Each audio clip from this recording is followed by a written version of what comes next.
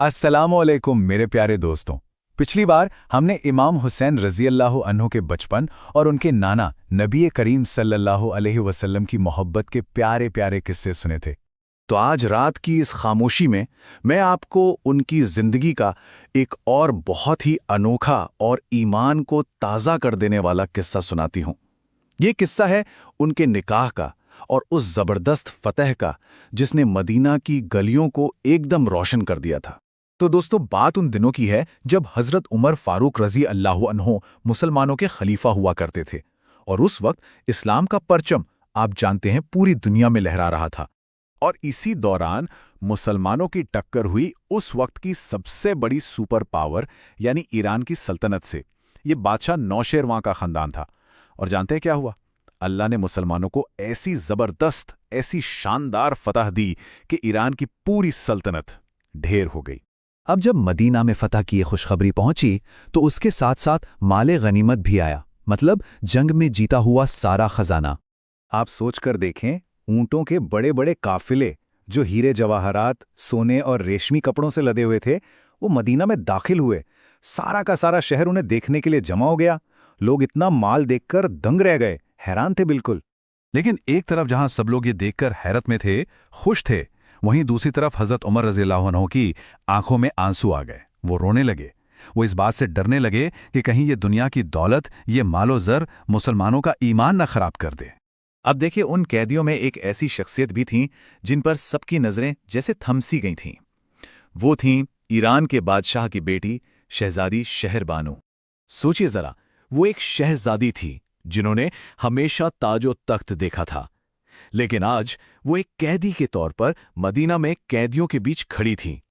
जब हज़रत उमर रज़ियल्लाहु अन्हु ने उन्हें देखा तो उनकी जो इंसाफ वाली तबीयत थी, उसने ये गवारा ही नहीं किया कि एक शहजादी के साथ आम कैदियों जैसा बर्ताव हो। तो फिर खलीफा ने एक ऐसा मुनसिफाना, एक ऐसा इंसाफ भरा फैसला किया जो आगे चलकर एक मिसाल बन गया। उन्होंने ऐलान किया, ऐ शहजादी, तुम आज़ाद हो और तुम्हें ये पूरा हक है कि तुम मुसलमानों के इन शरीफ खानदानों में से जिसे चाहो उसे अपना शौहर, अपना जीवन साथी चुन लो। ये सुनते ही पूरी मजलिस में एकदम सन्नाटा छा गया। सब खामोश, सबकी नजरें बस शहजादी पर टिकी थीं कि देखें अब वो क्या फैसला करती हैं, किसे चुनती हैं। शहजादी ने बड़ी शराफत और हया के साथ अपनी नजरें उठाईं। वहां पर आप जानते हैं बड़े बड़े सहाबा और बहुत बहादुर लोग मौजूद थे, लेकिन उनकी नजर एक ऐसे चेहरे पर जाकर रुक गई जहां से जैसे नूर बरस रहा था। एक ऐसा चेहरा जिसमें नबी करीम सल्लल्लाहु अलैहि वसल्लम की झलक साफ नजर आ रही थी। और वो कोई और नहीं बल्कि जन्नत के जवानों के सरदार हमारे हजरत इमाम हुसैन रज़ी अल्लाहु अन्हु थे। शहजादी ने उन्हीं का इंतखाब किया। शहजादे के इस चुनाव ने एक ऐसे मुबारक मिलन की बुनियाद रखी जिसने ईरान की शहजादी को नबी के घराने का एक अहम हिस्सा बना दिया। हज़रत उमर रज़ी अल्लाहु अन्हु ने इस इंतखाब को बहुत पसंद फरमाया और फिर वहीं पर उनका निकाह पढ़ा दिया गया और इस तरह ईरान की शहजादी नबी के घराने की बहू बन गई। जानते हैं, उनके अखलाक और सादगी ने शहजादी का दिल ऐसा जीता कि उन्होंने खुशी खुशी इस्लाम कबूल कर लिया और अपनी बाकी की ज़िंदगी दीन की खिदमत में गुजार दी।